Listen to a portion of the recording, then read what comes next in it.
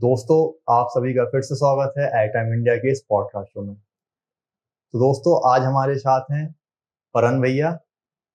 इनकी जानकारी आपको देने की कोई ज़रूरत नहीं होगी, आप उनको पहले से बहुत अच्छे से जानते हैं। तो फिर चलिए शुरू करते हैं आज का पॉडकास्ट परन भैया के साथ।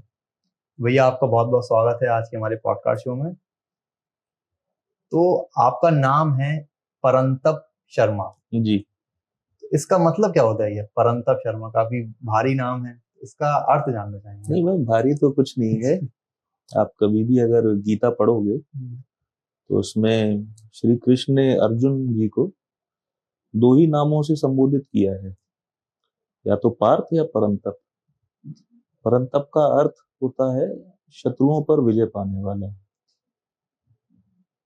अब काफी बेहतरीन नाम है आपका। आप अभी काफी समय से राजनीति में समय दे रहे हैं, पार्टी के लिए काफी समय दे रहे हैं, जाते हैं, जनताओं से मिलते हैं और राजनीति में आपने अपना कदम रख चुका है। तो मैं आपसे ये जानना चाहूंगा, किस चीज ने आपको प्रेरित किया राजनीति में आने के लिए? देखिए, राजनीति पहले तो मेरे लिए कोई नई चीज नहीं थी। मैं बचपन से ही अपने पिता को देखते आ रहा था कि किस तरह से वो दिन रात जो है जनता की सेवा में लगे रहते थे। उन्होंने बहुत ही मेरे सामने देखते देखते ही जो है राजनीति में आगे बढ़ते चले गए। कहाँ वो, मुझे याद है कि जब मैं 7-8 साल का था तब पहली बार पार्षद के चुनाव में उनके कैनवेसिंग में मैं भी जाया करता था साथ में। तो मन में ये सब भावनाएं तो पहले से थी, जो अब आज क्योंकि झांसी में आ गए हैं, रहने लगे हैं, तो मैं भी समय दे पा रहा हूँ उसमें। तो कह सकते हैं कि राजनीति में आपका सपना था आने का, आप पहले से जी चाहते थे राजनीति में। बिल्कुल। अब आप देखो, हर एक बच्चा अपने पिता की तरह ही तो बनना चाहता है। मैं जो चीज देखते आया हमेशा, जो उनके सिद्धांत में देखते आया कि इस तरह की वो सोच के साथ में आगे बढ़ रहे हैं, मेरी भी यही सोच है कि मैं उन्हीं को चरितार्थ करते हुए आगे चलूं। और अगर कुछ हो पाए तो ठीक है, वरना एक लोकहित में कार्य तो करते ही रहूं। अगर मैं आपसे पूछना चाहूं कि आपका राजनीति में रोल मॉडल कौन है, आप सबसे ज्यादा किस व्यक्ति को देखकर काम करने की प्रेरणा रखते हैं कि मैं इसकी तरह काम करूंगा राजनीति में? राजनीतिक रोल मॉडल तो देखिए कई हो सकते हैं। आप चाहे इसकी शुरुआत स्वतंत्रता संग्राम के समय से कर लें, तो महात्मा गांधी होते थे। उन्होंने अपने जीवन से कहीं ना कहीं हम सबको ही जो है एक शिक्षा दी है। आगे चल के आए तो सन 70 का समय जब आया तो जयप्रकाश जी होते थे। उन्होंने स्टूडेंट पॉलिटिक्स में एक अपनी अलग ही क्रांतिकारी सोच लेकर आगे बढ़े थे। उनकी सोच का ही नतीजा था कि जितने भी छात्र थे, स्टूडेंट्स थे, वो सब उनके साथ में आगे बढ़े। उन्होंने बहुत बड़े बदलाव किए भी। इंदिरा गांधी जैसी शख्सियत को कहीं ना कहीं घुटनों पे लाने वाले वही व्यक्ति लगते थे। आज के समय में चाहे हमारे प्रधानमंत्री श्री नरेंद्र मोदी जी हो, चाहे हमारे मुख्यमंत्री श्री योगी आदित्यनाथ जी हो, दोनों ही आप देखोगे कि त्याग को चरितार्थ करते हैं अपने जीवन में। उन्होंने आगे बढ़ने की तो सोची, लेकिन किसी भी तरह खुद को उन्होंने आगे नहीं बढ़ाया अपने जीवन में। आप उनको देखें। अगर हमें भी ऐसे चलना है कि तो हमें इसी तरीके से आगे बढ़ना होगा। आपके दृष्टिकोण में वर्तमान शहर में ऐसा कौन सा मुद्दा है जिस पे काम करना चाहिए, और अगर आपकी नजर में ऐसा कोई मुद्दा है जिसको हल करना चाहिए तो आप उसको किस तरह हल करेंगे? जी, मेरी नजर में पहले तो अभी जो मुद्दा चल रहा है वो लक्ष्मी ताल का मुद्दा है। आप देखिए कि ये कितनी अच्छी बात भी है और खराब बात भी है कि वहां पे जो है मकान तोड़ने का जो निर्णय लिया एनजीटी ने, वो तो खराब बात है, लेकिन हमने जिस प्रकार से एक सोच के साथ में एनजीटी जैसे इंस्टीट्यूशंस को शुरू करवाया था, वो क्या सोच थी कि एक सरकार से अलग जाके बिल्कुल ही इंडिपेंडेंट बॉडी रहेगी वो। उस इंडिपेंडेंट बॉडी होने का आज ये परिणाम भी है कि देखो, सरकार को भी अपनी बात रखनी पड़ रही है उनके सामने। लेकिन ये बात जरूर है कि इतने सब घर टूटने की जो बात है, ये कहीं से भी सही नहीं है। जो भी पीछे की जो है कमियां रही, उनको सही करते हुए पहले इस पे एक निर्णय होना है। और मुझे पता है और आशा करता हूं कि वो जल्दी ही महायोजना में निर्णय आ जाएगा, जिससे कि वहां पे रहने वाले सभी लोगों की समस्या का समाधान होगा। बहुत आपको मैं आशा करता हूँ कि आपकी ये जो सपना है वो जरूर पूरा हो। मैं हमेशा देखता हूँ कि राजनीति में कहा जाता है कि जितने बड़े बड़े पॉलिटिशियंस हैं वो ज्यादातर पढ़े लिखे नहीं होते, उनकी शैक्षिक योग्यता ज्यादा नहीं होती है। और आप अभी राजनीति में आए हैं, लेकिन आपकी शैक्षिक योग्यता काफी ज्यादा है। तो मैं आपसे विनती करूँ कि आप जनता को बताएं कि आपकी शैक्षिक योग्यता कितनी है, आपने कौन कौन से कोर्सों में कौन सी डिग्रियां प्राप्त की हैं और आप कहाँ तक जाकर पढ़े हैं। मैंने इंजीनियरिंग करी है मटेरियल साइंस और नैनो टेक्नोलॉजी में। इसके अलावा मैंने फिर एमबीए किया है आईआईएम जम्मू से। आपको जानकारी तो है, अब पढ़ने की तो देखो एक आदत है, और इस आदत को मुझे लगता है कि मेरे दादाजी के थ्रू ही ये आई है। आज भी मैं लगा हुआ हूँ। एक मैंने नया कोर्स चालू किया है, कल ही जो है उसकी पहली क्लास भी हुई। एक साल में वो खत्म हो जाएगा।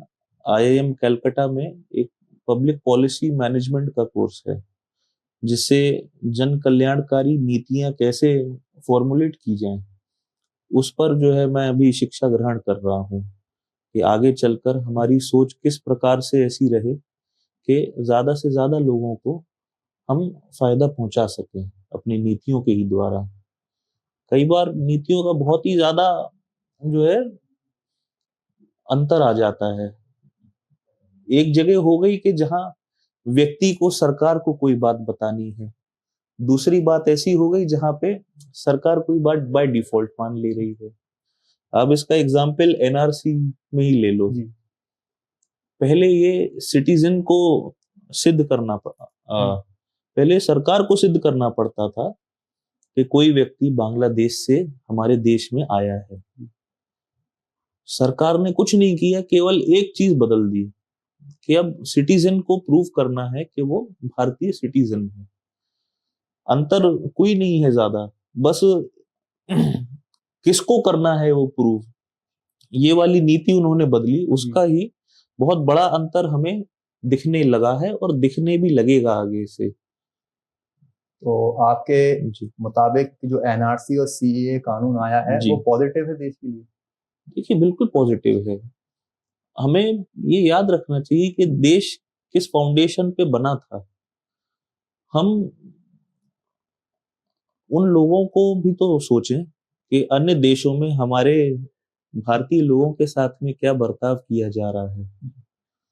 मैं ये नहीं कहता कि वो बर्ताव ठीक है या हम भी वैसा करने लगे, लेकिन हमारे पास में खुद जनसंख्या एक बहुत ही बड़ा मुद्दा बन के सामने आ रही है। ह्यूमन डिविडेंड एक टर्म होता है कि कोई भी देश है, उसको अगर प्रगति करनी है तो उसके पास में युवा पीढ़ी कितनी है जो आगे जाकर के कोई ना कोई ऐसे कार्य करेगी जिससे देश की उन्नति होगी। जापान को हम डेवलप्ड कंट्री में तो आज गिनते हैं, लेकिन उनका जो भविष्य है वो बहुत ही उज्जवल नहीं प्रतीत होता। उसका कारण क्या है कि वहां पे जवान लोगों की जो संख्या है वो गिरती जा रही है। इसको देखते हुए भारत को प्रगति के पथ पे मुझे लगता है भी अगले आने वाले 20 साल कोई रोक नहीं सकेगा। हमारा ये स्वर्णिम काल चल रहा है। धीमे धीमे सभी देश बूढ़े होते जाएंगे जहां हम जवान बने रहेंगे। इसका सबसे बड़ा जो फायदा है हमारी अर्थव्यवस्था को ही मिलेगा, बशर्ते हम देश की इस ऊर्जा का संचार सही दिशा में कर पाए।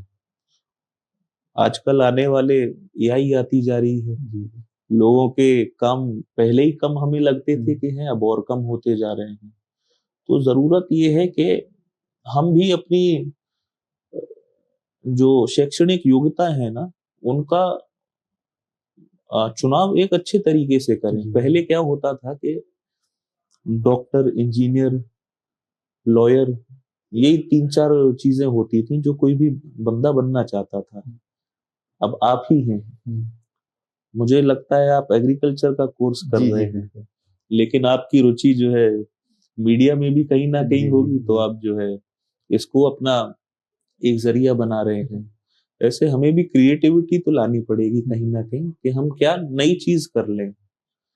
पुराना काम करने से अब बात बन नहीं पाएगी भाई, क्योंकि काफी सारे सेक्टर्स भरे पड़े हैं जी। हर तरफ डॉक्टर, इंजीनियर जी, और ज्यादातर एमबीए कर रहे हैं। अब तो मुझे लगता है कि जैसे एग्रीकल्चर में भी नौजवानों की बहुत रुचि आती जा रही है कि यहाँ पे नए नए प्रयोग करें, ऐसी चीजें लेकर आए जो पहले हमको लगता था कि यार बहुत ही नॉर्मल सा काम है। अब लेकिन आदमी कंटेनर में रख के केसर भी उगाने लगा है, मशरूम की खेती करने लगा है, मछली पालन करने लगा है। मेरा एक दोस्त है, वो भी मोरिंगा पाउडर बना रहा है। झांसी और समस्त बुंदेलखंड की एक अच्छी बात क्या है कि यहाँ पे कभी भी किसान ने अपने खेतों में डीएपी, यूरिया, इन सब चीजों का अत्यधिक प्रयोग नहीं किया। तो आज जहाँ पंजाब जैसे सूबे हैं, वहां पर के किसानों ने इतनी डीएपी, यूरिया डाली कि आज उनकी भूमि कहीं ना कहीं बंजर हो गई है, और यहाँ तक कि विषैली भी हो गई है। वहां पे जो पेस्टिसाइड्स का उपयोग हुआ, वहीं झांसी, बुंदेलखंड, यहाँ की भूमि अभी भी, आप अगर आज जाएंगे यहाँ पे कोई भी चीज उगा करके आप बाहर भेजोगे जैविक बोल करके, तो जैविक को स्वीकार करेंगे। क्योंकि उत्तर प्रदेश में जो गेहूं उगाया जाता है, जो धान उगाई जाती है, उसका पूरे देश में बोलबाला है कि लोग चाहते हैं कि उत्तर प्रदेश से हमारे घर में धान आए, हमारे घर में चावल आए। मेरा प्रश्न आपसे ये है कि आपके पास काफी संसाधन मौजूद रहे, ना आपके पास धन की कोई कमी रही, ना कभी कोई पावर की रही, फिर भी आप विदेश में नहीं गए पढ़ने। क्योंकि बहुत से लोग हमने देखा है कि विदेश की तरफ भागते हैं पढ़ने के लिए, लेकिन आप कभी विदेश पढ़ने के लिए नहीं गए। नहीं, देखिए, पहले तो आप ये बात ठीक नहीं होगी। हमने भी बचपन से जो है एक बड़ा ही नॉर्मल सा समय गुजारा है।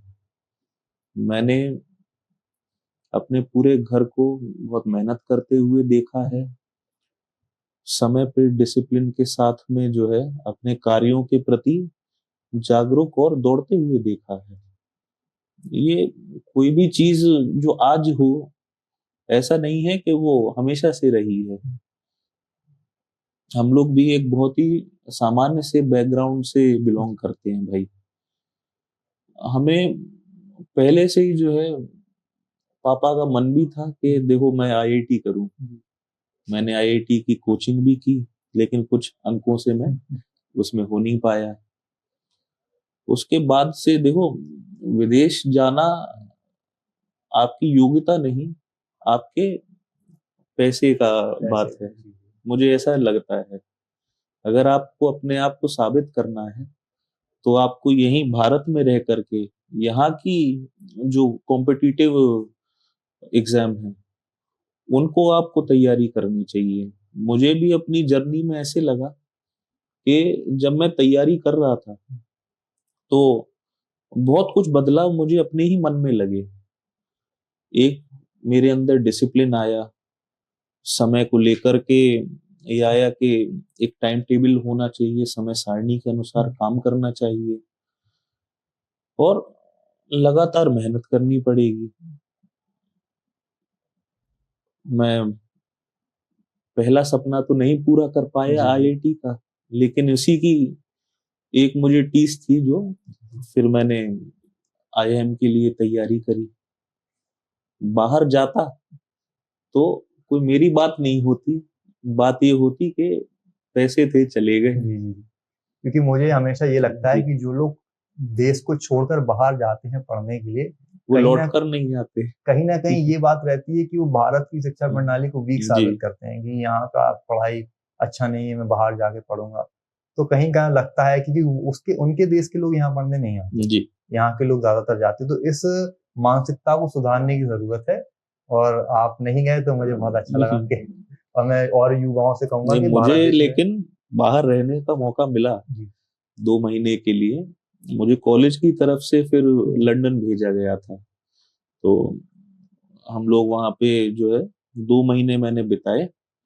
पूरा खर्चा जो था वो कॉलेज ने उठाया। इस बात का जो है घर वालों को और खुशी होती थी कि चलो कुछ ऐसा तो किया कि हम पे जो है कोई बोझ नहीं आया, और बाहर का एक अनुभव भी जो है विदेश का हो गया। क्योंकि मुझे लगता है कि हर व्यक्ति को विदेश जाकर देखना चाहिए दूसरी शैली कैसी है, दूसरे लोग कैसे जीवन जीते हैं। तो वो घूमना अच्छी बात है, लेकिन वहां जाकर पढ़ना तो ये होता है कि देश की आप शिक्षा प्रणाली को वीक साबित करने पे तो लोग हैं। तो आपने ऐसे भी कहा आप लंदन गए स्कूल की ट्रिप पर? नहीं, स्कूल की ट्रिप नहीं थी भाई, 2 महीने का वहां पे हमारा कैंपस इमर्जन प्रोग्राम था। तो एक दूसरे कॉलेज में मेरी क्लासेस लगी, जो गर्मियों की छुट्टी होती है उस समय पे, तो वो मुझे कॉलेज के ही द्वारा भेजा गया था। तो आपको लंदन सिटी के बारे में क्या अच्छा लगा? देखो, लंदन सिटी के बारे में पहले तो वहाँ की साफ सफाई और तमाम चीजें हैं, लेकिन आप मानोगे लंदन का जो वैभव है वो क्यों है? क्योंकि भारत को लूट करके वो लंदन बना है। वहां के लोग पैसा क्यों कमा पाए कि यहाँ से हमारा जो है भारत देश को ही तो उन्होंने खाली किया है। एक बात जो मुझे लगती है कि यार वहां पे मौसम बहुत ही अलग है हमारे यहाँ से। हम जहाँ बहुत ही एक्सट्रीम वेदर कंडीशन को झेलते हैं, वहां पे उनका वेदर एक ठीक रहता है। उसकी वजह से जैसे साइकिलिंग है, साइकिलिंग हर कोई जो है सोचता तो है कि हम काम पे जाएंगे तो हमारी हेल्थ भी बनेगी, लेकिन यहाँ झांसी की गर्मी में बड़ी मुश्किल हो जाएगी। आप आधे तो जो है ऑफिस तक पहुंचोगे या कहीं भी तो कपड़े ही तर हो जाएंगे। वहां पे ये सब दिक्कत नहीं आती थी। उस हिसाब से लोगों में जो एक हेल्थ को लेकर के जागरूकता थी वो अच्छी भी थी, और उसके लिए इन्वायरमेंट भी उसी प्रकार का था। राजनीति के साथ साथ आप व्यापार में भी काफी रुचि रखते हैं जी।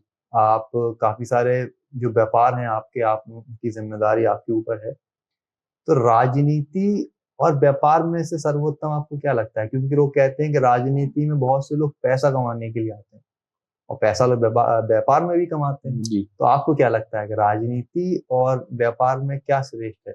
पैसा कमाने के साथ साथ और अपने आप को बेहतर बनाने के लिए राजनीति जरूरी है कि व्यापार जरूरी है? देखो भाई, सबसे बड़ी बात होती है संतुष्टि और संतोष।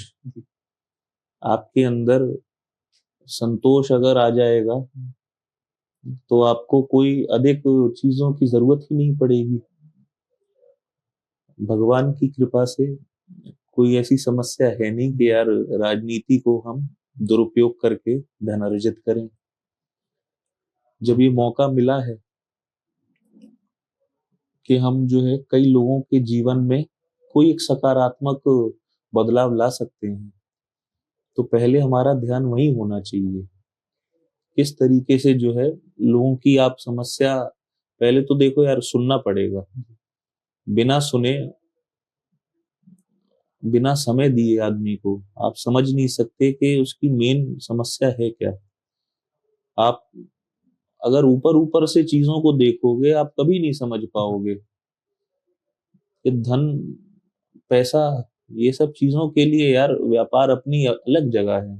आप कभी देखोगे कि हम कोई भी ऐसे काम में ना कभी प्रवेश करते हैं ना आगे सोचते हैं कि जाएंगे जहां पे कोई ये सोच भी सके कि हम अपने पद का या किसी भी चीज का दुरुपयोग कर रहे हैं।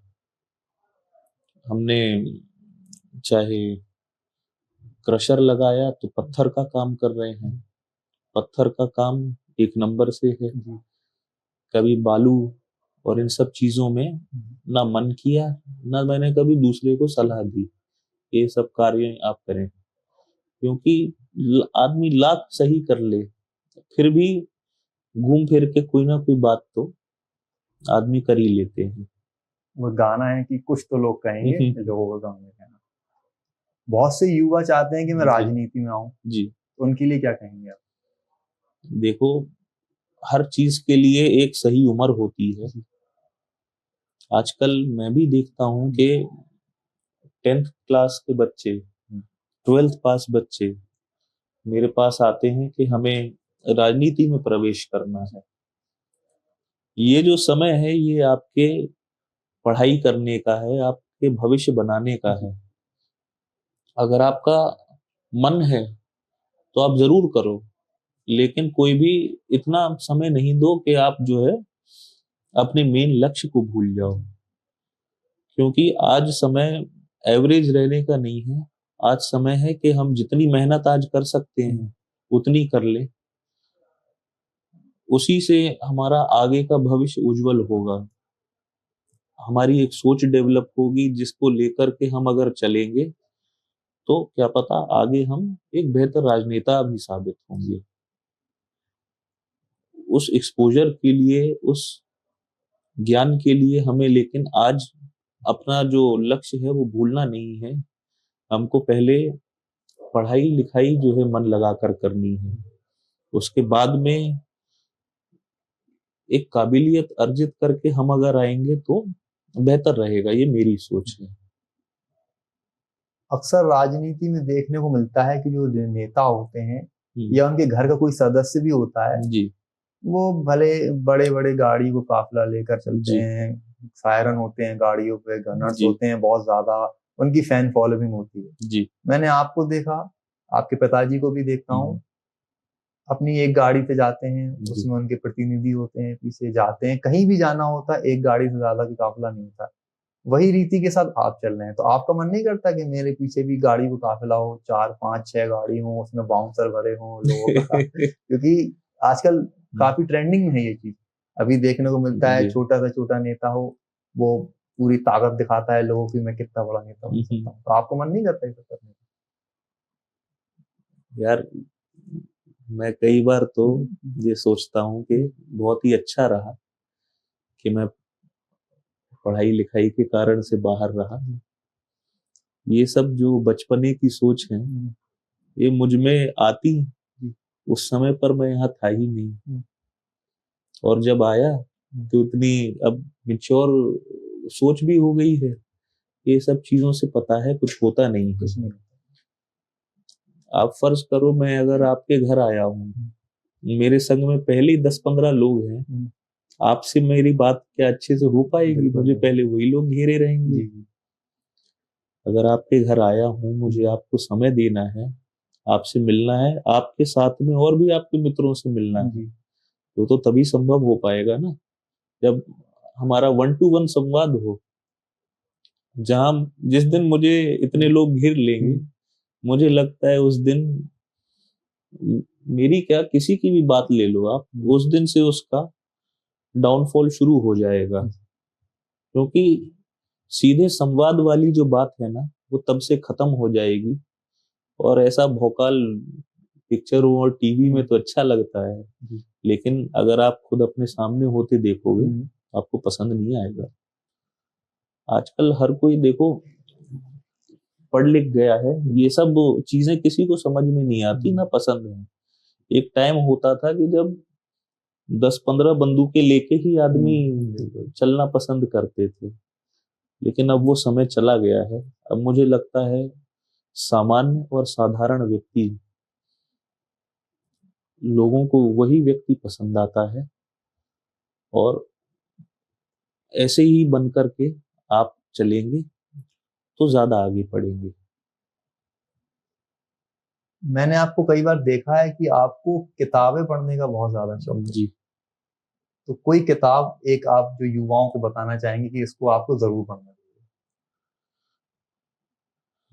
किताबें तो यार मुझे इतनी पसंद है, मैं लेकिन कभी भी आप कोई भी चीज में पूछोगे कि बेस्ट बताइए, ये चुनाव मैं नहीं कर पाया। ये तो आप किसी किताब की बात कर रहे हो, आप मेरा फेवरेट रंग भी पूछ लो तो मैं इधर उधर देख रहा हूँगा कि क्या जवाब दे दूं। तो 2-3 के बता दीजिए। मैंने मुझे आदत तो लगी थी सबसे पहले हैरी पॉटर पढ़ने से, तो वो पढ़ता रहा आगे चल कर के। अभी जैसे मैं शशि थरूर की बहुत किताब पढ़ता हूँ, उनके अलावा मेनली इकोनॉमिक्स रिलेटेड जो किताबें हुई आपकी, हिस्ट्री से रिलेटेड जो किताबें हुई, मुझे लगता है कि यार टॉपिक की ज्यादा बात होनी चाहिए। कि अब समय ऐसा आ गया है कि फिक्शन हटा करके हमें हिस्ट्री और इकोनॉमिक्स, ये दो ऐसी चीजें हैं खासतौर से भारत को लेकर के, कि जब तक हम भारत का इतिहास नहीं जानेंगे, जब तक पिछली हम चीजें क्या उस समय पे सिचुएशन थी उसको नहीं समझेंगे, उसको आज से कंपेयर नहीं करेंगे, तब तक हम आगे की दिशा नहीं समझ पाएंगे कि अब जो ये बन रही है सिचुएशन ये किस प्रकार की है। तो मैं तो ये कहूंगा कि ज्यादा से ज्यादा जो है हिस्ट्री को लेकर के हम पढ़ें। हिस्ट्री एक बोरिंग चीज जरूर है, लेकिन बहुत जरूरी है ये जानने में कि हमारी उत्पत्तियां कहाँ से हैं और उन्हीं से एक जो आगे का क्रम चला आता है वो कैसा चलता है। एक प्रश्न मैं आपसे जी इतिहास के उसमें पूछना चाहूंगा कि जी अभी एक मांग चल रही है कि इतिहास की किताबों से बाबर अकबर का नाम को बिल्कुल हटा दिया जाए। जी। तो क्या आपको लगता है कि ये सही है? देखिए, देखो, ये पहले तो आपको ये मानना पड़ेगा कि ये सभी लोग बाहरी व्यक्ति थे, ये लोग बाहर से आए, इन्होंने हमारे ऊपर राज किया इनमें और अंग्रेजों में। लेकिन एक मूल फर्क मैं आपको बताता हूँ, बाबर आया भारत में अपने फरगाना नाम की एक अफगानिस्तान में प्रिंसिपैलिटी है, वहां से भाग करके वहां उसको जो है खदेड़ के भगाया था।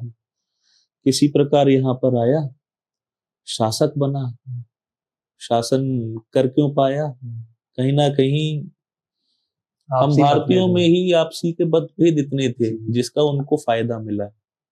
यही सेम चीज जो है आपकी आगे अंग्रेजों ने भी ली। जैसे जैसे लोगों में बंटवारा होते गया, लोग आपसी चीजों में जो है टूटते गए, उसका ही फायदा मिला। दोस्त का दुश्मन, दुश्मन का दुश्मन दोस्त होता है ऐसा लोग बोलते तो हैं, लेकिन जहां हम हर किसी को अपना दुश्मन मानने लगेंगे, कल को आपके पीछे कोई पड़ा तो आपके साथ में ही कोई व्यक्ति है वही संग देने आ गए उसका, तो ये गलत बात है। पहले तो हमें अपने मेन शत्रु जो है उनको पहचानना पड़ेगा। तो अकबर बाबर ने राज किया यहाँ पे, लेकिन वो यहीं पर रहे, यहीं पर बस गए। अंग्रेज तो आए, उनकी तो पोस्टिंग हुआ करती थी, आकर के फिर चले जाते थे। कुछ कुछ चीजें मुगलों की मैं मानता हूं कि अच्छी रही होंगी, लेकिन अधिकतर खासतौर से औरंगजेब बहुत ही खराब व्यक्ति था। शिवाजी महाराज के जीवन पे आप जब कहानी पढ़ेंगे तो आप देखोगे कि उन लोगों की जो एक सोच थी वो हर किसी को, मतलब अपने धर्म को बढ़ाने के लिए कहीं भी जा सकते थे। लोगों के ऊपर एक जजिया टैक्स उन्होंने लगाया था, क्यों लगाया था? एक इंसेंटिव ही तो था ये धर्मांतरण के लिए। मुझे लगता है कि अच्छे जो व्यक्ति हों उनकी आप फिर भी जो है कुछ ना कुछ रख सकते हो यादें, लेकिन ऐसे लोग जो आक्रांता थे, जिन्होंने आपके ऊपर किला देखते हैं तो लोग कहते हैं ये बनवाया किसने? तब वो उनको फिर पढ़ना पड़ता है कि ये उन्होंने बनवाया, उनके पिता ये थे, वो आए थे। तो काफी सारी चीजें सुधारने की जरूरत है, लेकिन मेरा मानना है कि अब पूरी तरीके से तो उनकी इतिहास को खत्म नहीं किया जा सकता। आप ये तो देखिए, जिसको प्रेम की मूर्ति बताते हैं ताजमहल को, वो उन्होंने अपनी 14वीं बीवी की याद में बनवाई थी। प्रेम क्या ऐसा होता है? तो शहर में आपके काफी सारे आलोचक हैं, जी हेटर्स भी हैं, जो जी। आपके बारे में बोलते रहते हैं, उनके लिए क्या कहना चाहेंगे?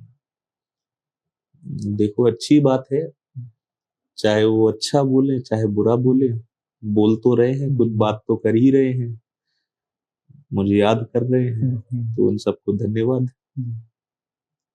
आपका कोई पसंदीदा खेल? कभी नहीं खेला भाई।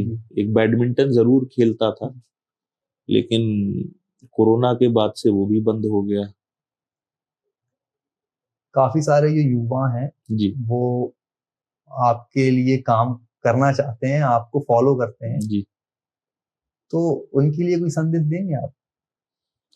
देखो, जो मैं पहले बोल रहा था वही मैं अब बोलूंगा कि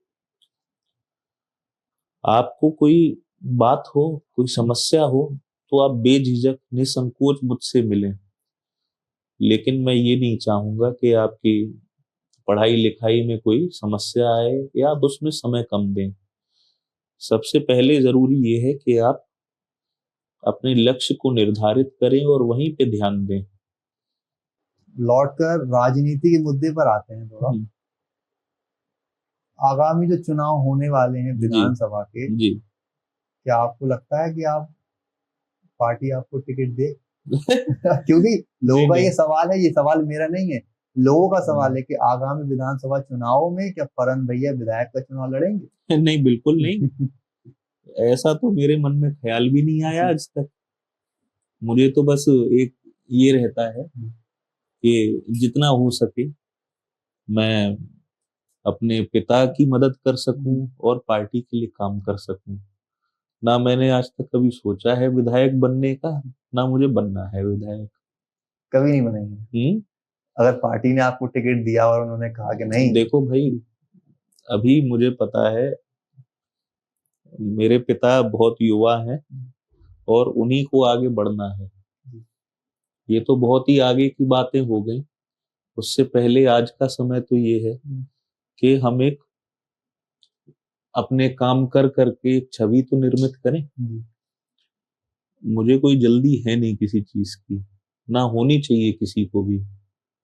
जितना आपका फाउंडेशन मजबूत रहेगी उतने आप आगे बढ़ सकेंगे। कई बार आदमी तेजी में अपना नुकसान करा लेता है और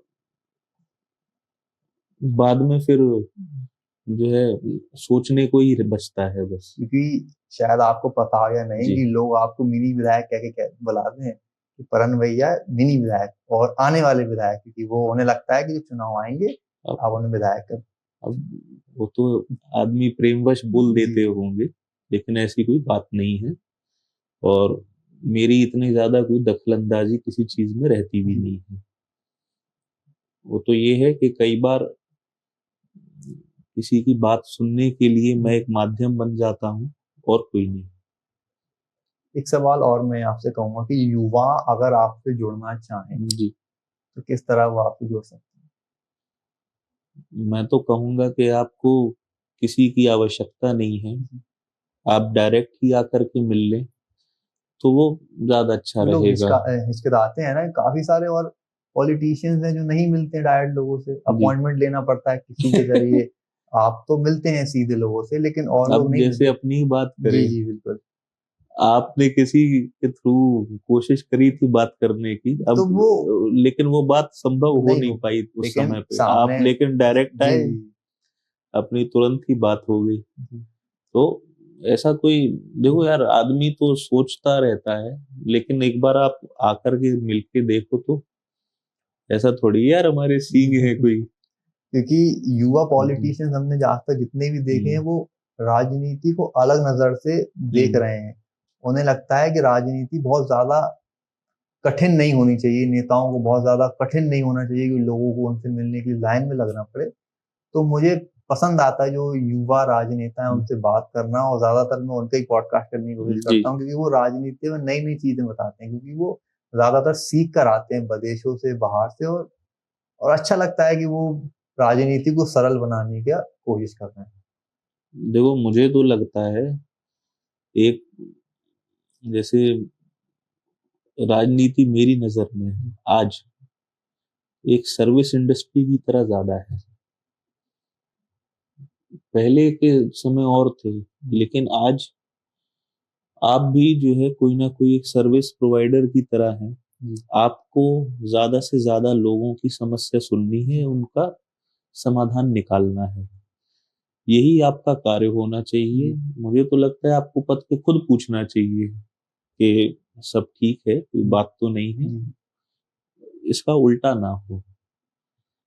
तो एक यही छोटे छोटे जो चेंजेस हैं, इन्हीं से मुझे लगता है एक बड़ा बदलाव आ जाएगा।